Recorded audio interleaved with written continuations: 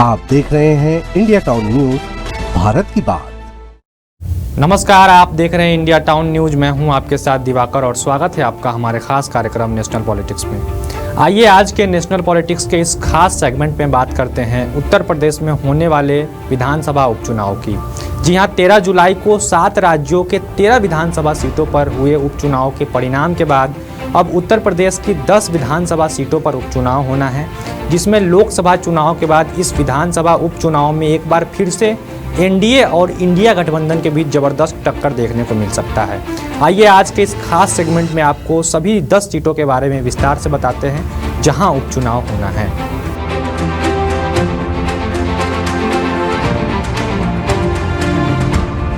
दरअसल लोकसभा चुनाव खत्म होने के बाद देश के अलग अलग राज्यों में विधानसभा उपचुनाव का दौर चल रहा है।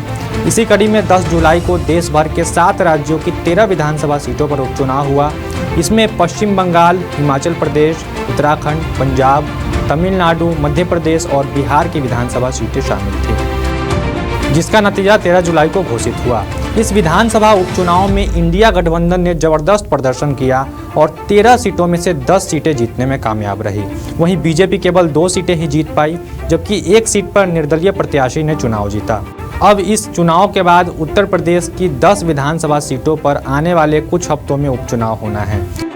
यूपी की जिन विधानसभा सीटों पर उपचुनाव होना है उसमें करहल, सीसामऊ, मिल्कीपुर, कटेहरी, कुंदकरी, खैर, गाजियाबाद, फूलपुर, मझवा और मीरापुर की सीट शामिल है। इस 10 सीट में से 9 सीटों के विधायक इस बार के लोकसभा चुनाव में सांसद बने हैं, जबकि 1 विधानसभा सीट पर विधायक की सदस्यता चली गई, जिस वजह से 10 विधानसभा सीटों पर उपचुनाव हो रहा है। जिन 10 सीटों पर उपचुनाव होना है उसमें से 5 सीटें भाजपा के पास थी, जबकि 4 सीटें समाजवादी पार्टी के पास थी। जबकि कानपुर की सीसामऊ विधानसभा सीट से सपा विधायक इरफान सोलंकी को बीते दिनों एमपी एमएलए कोर्ट ने आगजनी के मामले में 7 वर्ष की सजा सुनाई थी, जिसके बाद उनकी विधायक की सदस्यता चली गई थी। बता दें कि यूपी में होने वाले विधानसभा उपचुनाव 2027 में होने वाले विधानसभा चुनाव का सेमीफाइनल माना जा रहा है। लोकसभा में उत्तर प्रदेश में बीजेपी की करारी हार के बाद अब उत्तर प्रदेश की योगी सरकार एक्शन मोड में आ चुकी है। उत्तर प्रदेश के बीजेपी महामंत्री बीएल संतोष लगातार पार्टी कार्यकर्ताओं के साथ मंथन कर रहे हैं। इसके अलावा बीते रविवार को लखनऊ के doctor Ram Manohar Lohia law university में लोकसभा चुनाव के बाद बीजेपी की पहली प्रदेश कार्य समिति की बैठक भी हुई, जिसमें आगामी विधानसभा उपचुनाव और 2027 में होने वाले उत्तर प्रदेश विधानसभा चुनाव के साथ साथ लोकसभा चुनाव परिणाम पर चर्चा हुआ। इस बैठक में बीजेपी के राष्ट्रीय अध्यक्ष जेपी नड्डा, मुख्यमंत्री योगी आदित्यनाथ समेत 300 से अधिक नेता मौजूद रहे, जिसमें मुख्यमंत्री योगी आदित्यनाथ ने सभी कार्यकर्ताओं का हौसला बढ़ाते हुए कहा कि बीजेपी कार्यकर्ताओं को बैकफुट पर आने की कोई ज़रूरत नहीं है। वहीं दूसरी ओर लोकसभा चुनाव में उत्तर प्रदेश में जबरदस्त जीत हासिल करने वाली इंडिया गठबंधन की ओर से समाजवादी पार्टी और कांग्रेस भी आने वाले विधानसभा उपचुनाव के लिए तैयारी शुरू कर चुकी है और लगातार पार्टी के शीर्ष नेता अपने कार्यकर्ताओं से मिलकर योजना बना रहे हैं।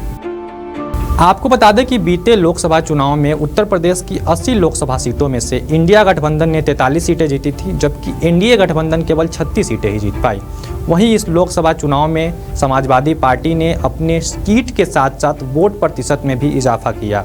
अब देखना दिलचस्प होगा कि आने वाले विधानसभा उपचुनाव और 2027 में होने वाले विधानसभा चुनाव में किस पार्टी का दबदबा बना रहता है और कौन सी पार्टी जीतने में कामयाब होती है। आज के इस खास सेगमेंट में फिलहाल इतना ही। देश और दुनिया की बाकी तमाम खबरों के लिए आप देखते रहिए इंडिया टाउन न्यूज और मुझे दीजिए इजाज़त। नमस्कार। आप देख रहे हैं इंडिया टाउन न्यूज, भारत की बात।